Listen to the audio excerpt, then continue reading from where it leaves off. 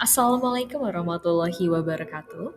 Shalom, Om Swastiastu, Namo Buddhaya, Salam Kebajikan. Perkenalkan, nama saya Raihana Rato Akila dengan NPM 23120113855, kelas Hukum Perundang-undangan dengan dosen pengampu Pak Ade.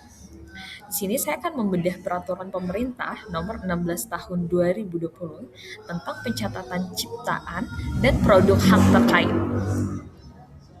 Peraturan Pemerintah Nomor 16 Tahun 2020 adalah peraturan pelaksana dari Undang-Undang Nomor 28 Tahun 2014 tentang Hak Cipta yang secara khusus mengatur tata cara pencatatan ciptaan dan produk hak terkait. PP ini mengatur prosedur pencatatan ciptaan dan hak terkait, syarat administratif pencatatan, kekuatan hukum surat pencatatan, sistem pencatatan secara elektronik oleh negara melalui Direktorat Jenderal Kekayaan Intelektual. Selanjutnya, latar belakang lahirnya PP nomor 16 tahun 2020 yaitu 1. Meningkatnya karya digital seperti musik, film, desain, dan konten media sosial. Yang kedua, banyak pencipta tidak memahami mekanisme perlindungan hukum. Yang ketiga, sengketa kepemilikan hak cipta semakin kompleks.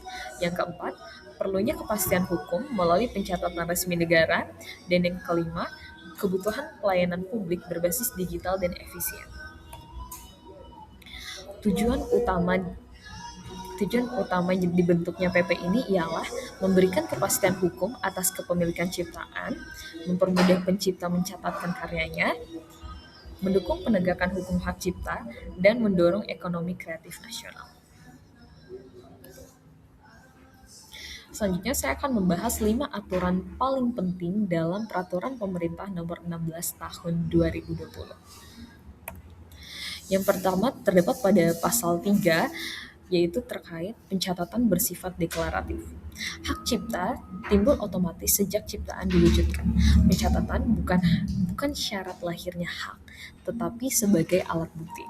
Dampak sehari-hari terhadap masyarakat ialah masyarakat tidak wajib mencatatkan ciptaannya, tetapi akan lebih aman secara hukum jika dicatatkan, terutama saat terjadinya sengketa.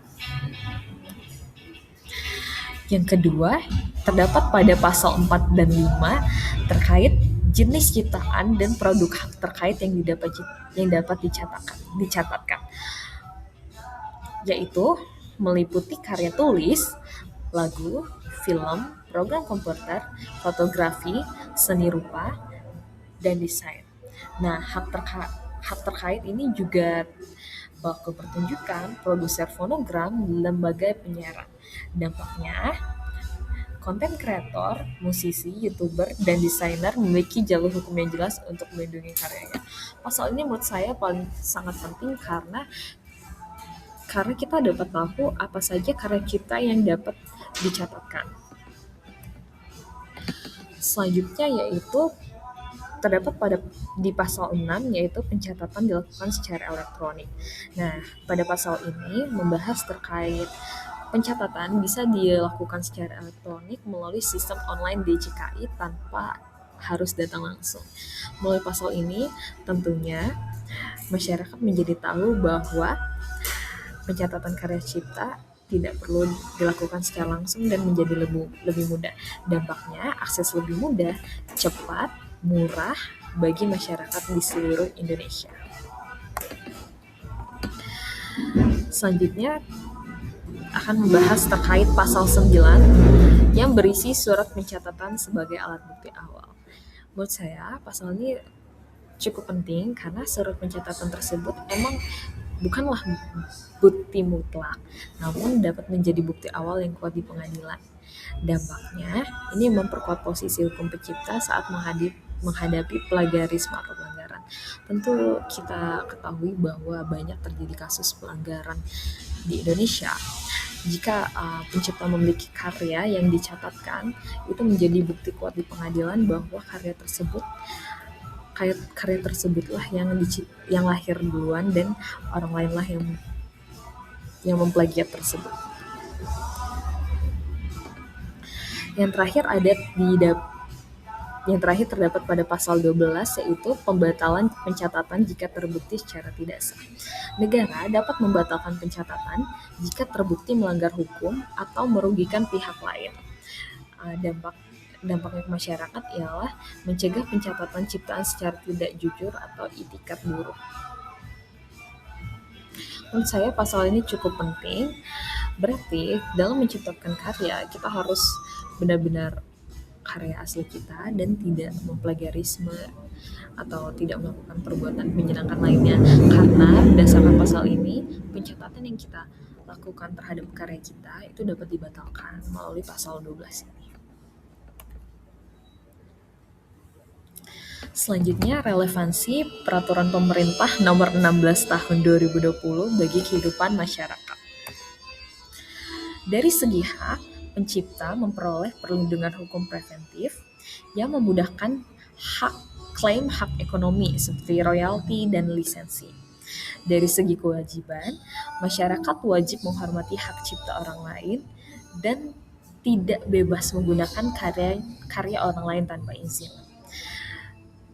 Dan dampak bagi kehidupan sosial, ekonomi, dan hukum ialah dalam kehidupan sosial, peraturan pemerintah ini meningkatkan kesadaran masyarakat bahwa untuk tidak memplagiarisme karya orang lain. Yang kedua, dalam dampak ekonominya ialah mendorong industri kreatif dan UMKM berbasis karya. Masyarakat akan menciptakan berbagai karya dan dapat mendorong kemajuan industri kreatif dan UMKM melalui karya-karya yang diciptakan. Lalu ada dampak hukumnya ialah mempermudah pembuktian dalam sengketa hak cipta.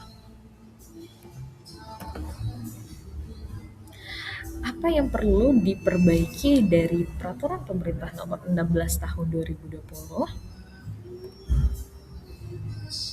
Yang pertama ialah minimnya edukasi publik.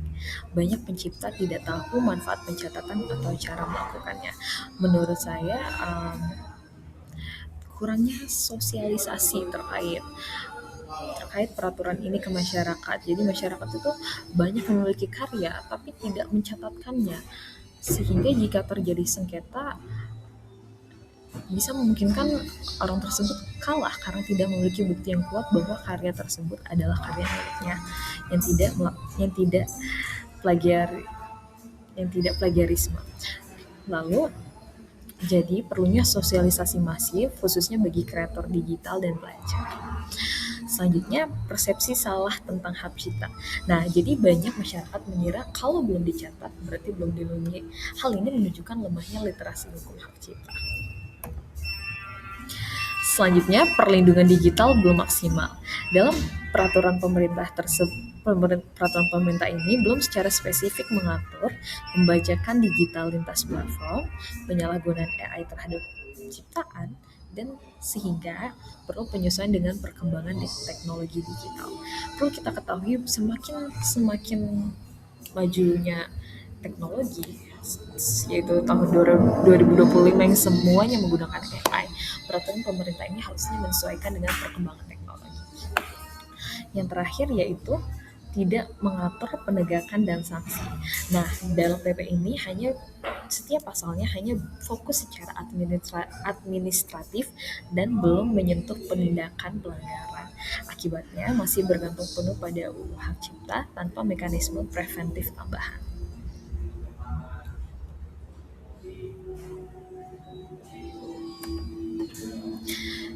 Terakhir yaitu kesimpulan.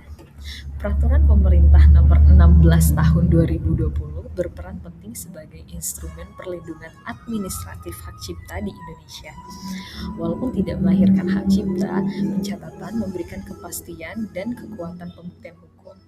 Namun, agar efektif di era digital, diperlukan penguatan edukasi, penyesuaian teknologi, dan integrasi dengan sistem penegakan hukum.